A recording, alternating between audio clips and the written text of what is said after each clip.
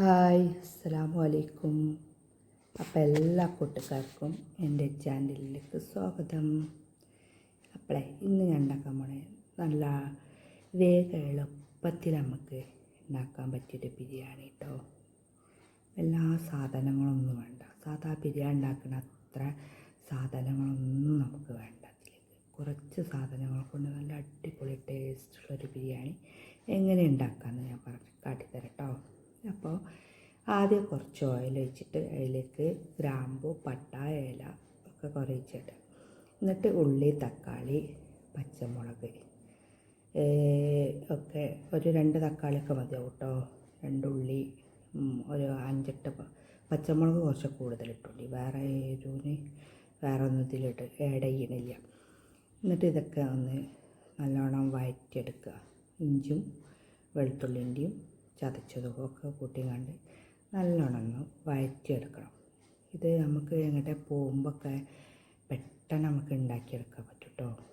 എങ്ങോട്ട് പോകാനൊക്കെ നമുക്കുണ്ട്, വേഗം ഉച്ചക്കൊക്കെ ഒരു ഫുഡ് ഉണ്ടാക്കണം എന്ന് വെച്ചാൽ നമുക്ക് വേഗം ഉണ്ടാക്കാനുള്ളൊരു ഇതാണ് കേട്ടോ. ഇനി അതിലേക്ക് നമ്മൾ കരിവേപ്പിൻ്റെ ഇല, ചപ്പ്, പുതിന ഒക്കെ ഇടുക. അത് നല്ല വഴറ്റിയതിന് ശേഷം കുറച്ച് തൈരും കൂടി ഒഴിക്കട്ടോ. അതിലേക്ക് തൈര് ഒഴിച്ച് ഒന്നും കൂടി ഇളക്കി കൊടുക്കുക. എന്നിട്ട് നമ്മൾ എന്ത് ചെയ്യണോ, ഇതിലേക്ക് ഇടണ ആ അരിയുടെ അളവ് നമ്മൾ എടുത്ത് വെക്കണം കേട്ടോ. അതുകൊണ്ട് കുറച്ച് മഞ്ഞൾപ്പൊടിയും ഗരം മസാലേൻ്റെ കുറച്ച് പൊടി ഇട്ടാൽ കേട്ടോ, കൂടുതലാവൊന്നും വേണ്ട. എന്നിട്ട് ആ അരി അളന്നിട്ട് നമ്മൾ എന്താ അതിന് കണക്കാക്കിയിട്ടുള്ള ഡബിൾ വെള്ളം ഉണ്ടല്ലോ, നമ്മൾ നെയ്ച്ചോറൊക്കെ വെക്കണ മാതിരി, അങ്ങനെ ആ അരിക്ക് കണക്കാക്കിയിട്ടുള്ള ഒരു പാത്രം അരിയാണെങ്കിൽ അതേ പാത്രത്തിൽ 2 പാത്രം വെള്ളം അതിലേക്ക് ആഡ് ചെയ്തെടുക്കുക. കുറച്ച് ഉപ്പ് ഇട്ടുകൊണ്ട് നല്ല മിക്സ് ചെയ്യുക. എന്നിട്ട് എന്താ കോഴിയിടുക. കോഴി കഴുകി ഞാനവിടെ മാറ്റി വെച്ചിരുന്നു.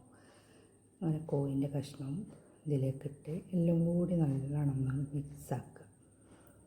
മിക്സാക്കിയത് മിക്സാക്കിയാണ്ട് വേറെ പ്രത്യേകിച്ച് ചേരുവകളൊന്നും ഇതിലേക്ക് ചേർക്കുന്നില്ല കേട്ടോ. അപ്പോൾ ചെറിയ കുറച്ച് സാധനങ്ങൾ മതി നമുക്കിത് ഉണ്ടാക്കാൻ.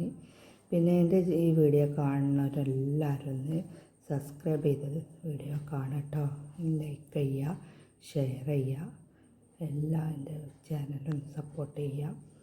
എന്നിട്ട് ഇത് നമുക്ക് മൂടി വെച്ചാണ്ട് ഒരൊറ്റ വിസിൽ വെച്ചാൽ മതി കേട്ടോ. ഒറ്റ വിസിൽ വന്നാൽ മതി.